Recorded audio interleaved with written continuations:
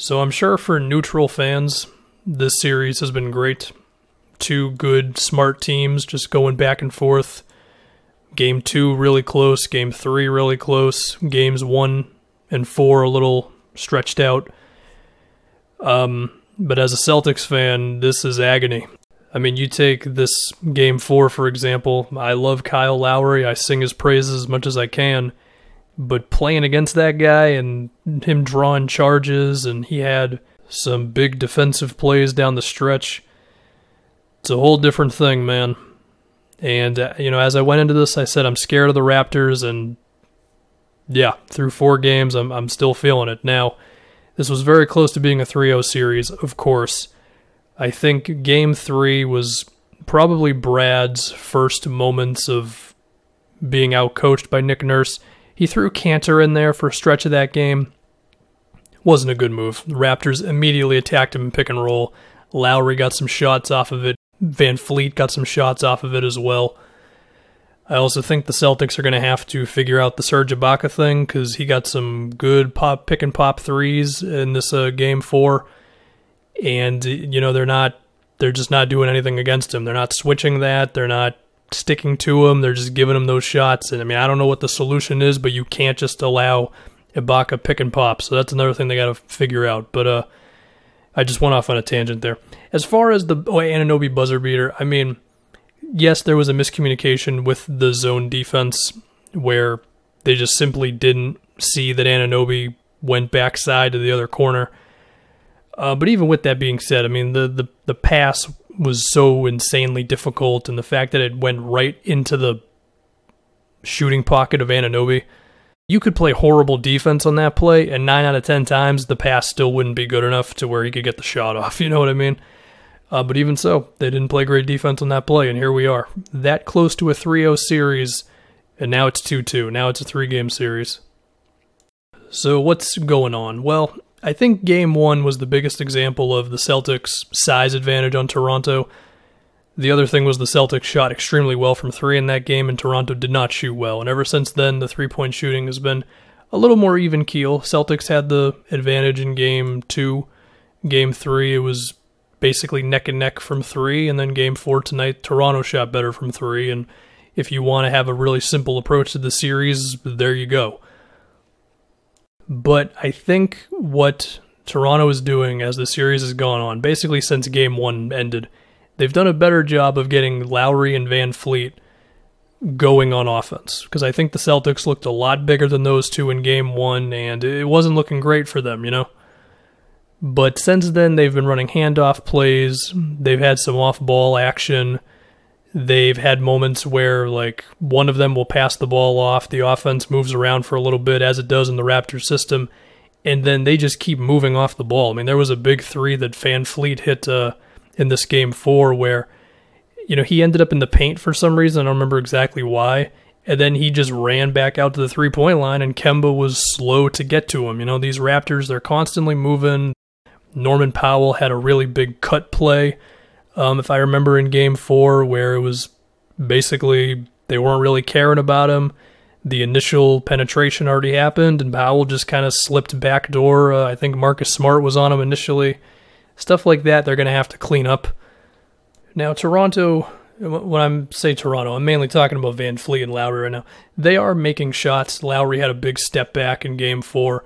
But even so, it just seems like there's not as much resistance. Even when they're running screens right now, I don't think the Celtics bigs are stepping up enough on them.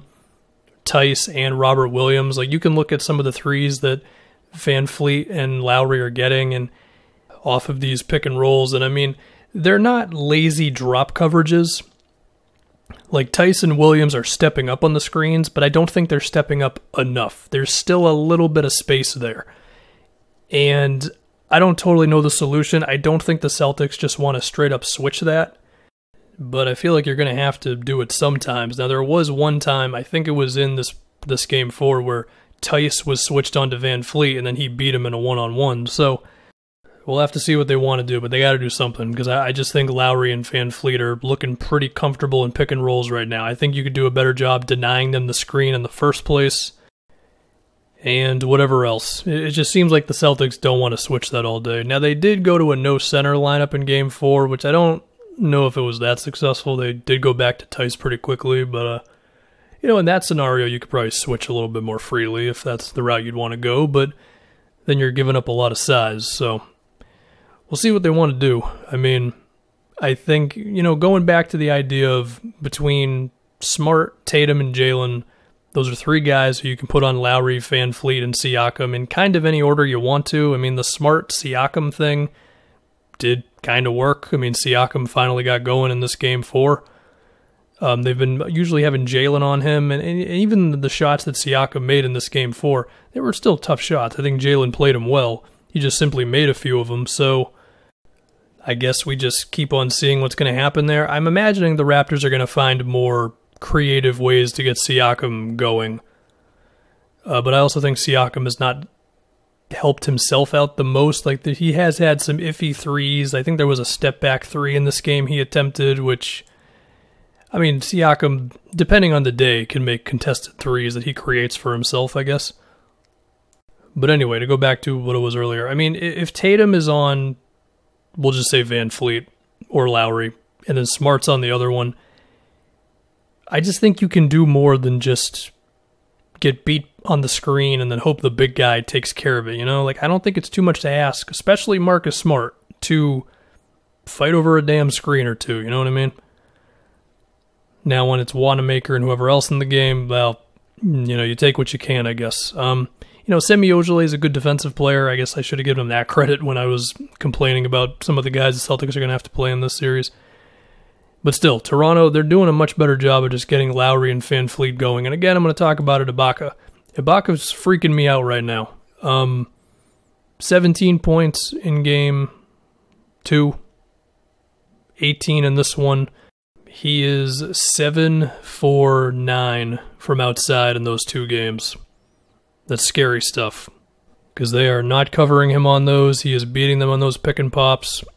And Toronto hasn't even really played him like that. He played 27 minutes in Game 2. He played 22 minutes in Game 4. I mean, if Nick Nurse decides to kind of unleash Ibaka a little bit, then the spacing could be way too much for the Celtics to deal with.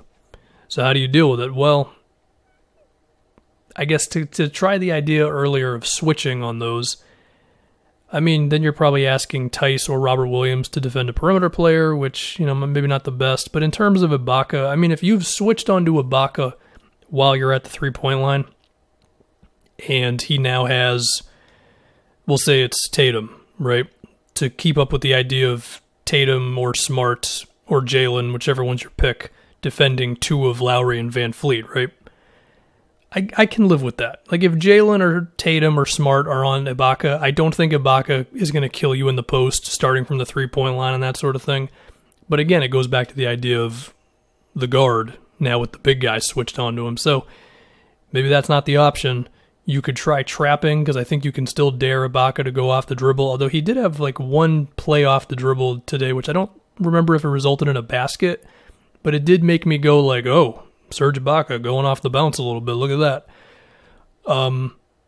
So maybe. Also, if you're trapping, then there's a chance he still gets an open jump shot. You're going to have to get over to him, and Toronto's very good at just making the next pass. This is pretty obvious. I don't know. The Celtics have some things to think about. I mean, if VanVleet, Lowry, and Ibaka are kind of getting whatever they want, then your only other hope is Siakam doesn't play well, and you shoot well from three, and those things, well, Siakam played well in Game 4, and the Celtics did not shoot well from three, and what happened? The Raptors won.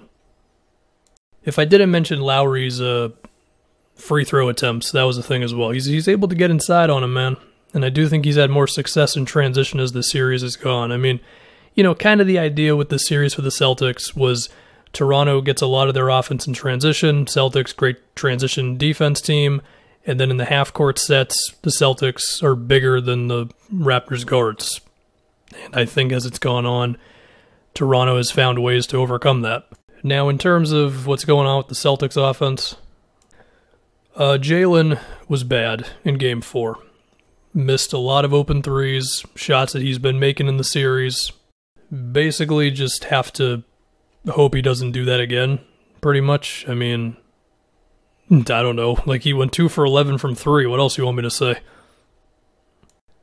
I suppose some more possessions to kind of help Jalen get going to the rim could be a good thing as well, because I think there are some stretches where sometimes Jalen is a bit more of a spot shooter than you'd really like him to be. That's the other thing I would say. As far as other things with Game 4, I mean, Kemba had 9 attempts. Granted, he had 7 free throws as well, so take that for what you will.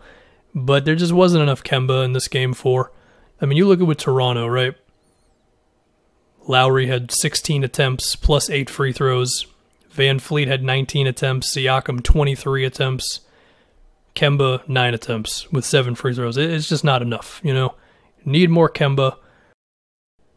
And I think while Toronto could certainly find ways to make Kemba's day difficult, I also think the Celtics can find ways to get him open shots. I mean, that's kind of the beauty of the series, is you have two smart teams where it's like Stevens is going to run off-ball stuff for Kemba to get him going, besides just the simple pick and rolls up top. And then Nick Nurse is going to have ways whether they're switching or swarming or whatever, and then they can still close out the shooters. I mean, it's the Celtics and the Raptors, and it's killing me. But again, if you're a neutral fan, I'm sure it's fantastic basketball. But the point being, I think Kemba can have success on these guys. I mean, Game 1, he was good. They just didn't need him to do much because it was a blowout by, like, halftime or whatever. And then Game 2, he was worse, missed a lot of shots. That'll happen, I guess. Game 3, he was great. And then this Game 4, he wasn't used enough. So take that for what you will. I think there are some stretches, and I think it happened in this Game 4, not just with Kemba, but with Tatum as well, where the guys who should be dictating the offense all the time for the Celtics are not doing that enough. And it's just simply got to be like one possession Kemba, next possession Tatum. You can have them incorporated in the same thing. I mean, does a Tatum-Kemba pick and roll do much? I mean, they could just switch it, but, well, yeah, it's probably Lowry on Tatum now, and that's not a mismatch because Lowry is able to defend kind of anybody. So maybe you're going to have to get a little more creative than that, but I trust Brad Stevens to do that. Is there anything else I want to address quick? Anunoby, I think, has remained a really solid player this series. I mean, he's not doing, of course, he had the buzzer beater, we know this, but, he hasn't had, like, a whole lot going on possession to possession or whatever, but I think just his steadiness and his efficiency and his defense have been pretty big.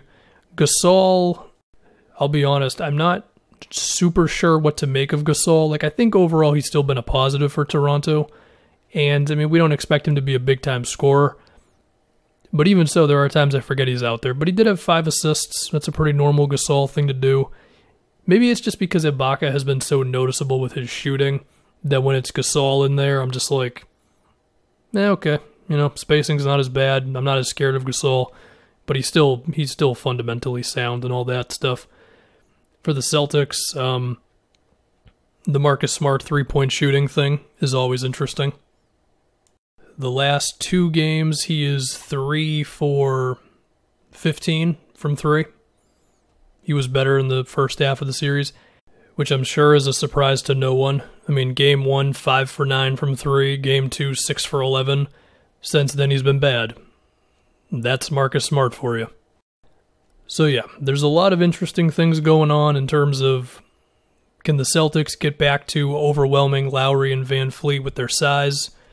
For what it's worth, those two still missed a lot of shots in Game 2, but they made their threes, and they were still able to get inside to make passes. And in the case of Lowry, he got fouled a lot, so overall his efficiency in his game was still good. I think on the Toronto side, it's, keep using those ways to get Lowry and Van Fleet open, whether it's handoff plays or just taking advantage of the Celtics bigs, in my opinion, not being aggressive enough on screens. And then also probably still trying to find some ways to get Siakam going. He attempted 13 threes in Game 4.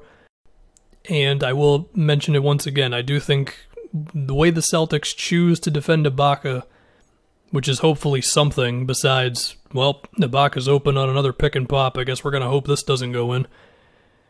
I think this is a big deal. I think Ibaka is a real problem. I mean, hell, maybe it's just as simple as you play it like you have been, and then you just have some other guy run over to Ibaka, force him to make a pass, and then one of the guys who was involved in the initial screen runs out to the open dude. I don't know what you do, but you can't just allow Ibaka to comfortably get these open threes. He's too good from outside. Anyway, that's it. Initially, I predicted the Raptors to win this series. I guess I'll just stick with it. I mean, honestly, I don't know at this point. Like, what would have been the scores of the deciding games other than game 1? Like, 1 point, 3 points, and this one was 7. So I guess my actual answer is I've got no clue, dude. It's pretty much it. To be honest with you, I've pretty much just had a feeling of dread ever since Anunoby made that 3. And it's still here, and it's only getting bigger. Again, if you're a neutral fan, this is probably great basketball. But for me, oh, God. The playoff basketball, man. Takes years off my life. That'll do it.